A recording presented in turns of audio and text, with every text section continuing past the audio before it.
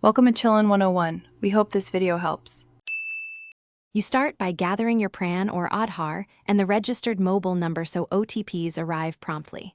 Once done, open a modern browser, Chrome or Firefox, because older browsers may break the authentication flow. Make sure pop-ups and cookies are allowed, otherwise the OTP or redirects won't show.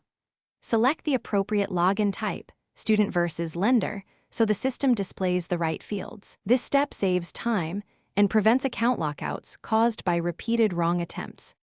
You now enter your username and password or choose Aadhaar OTP depending on your earlier selection. This is why choosing the correct login type matters. Type your username exactly, case sensitivity can block you, then submit. If using OTP, request it and watch for the SMS on the registered number. Network delays happen, so wait a minute before retrying. Enter the OTP immediately once received. The portal times out codes quickly. If two-factor prompts appear, follow them to complete verification. You should land on your dashboard showing your profile and loan summary. Confirm your name and basic details to ensure you're in the right account. If pages freeze or sections don't render, clear your browser cache or open an incognito window. This often resolves stale script problems.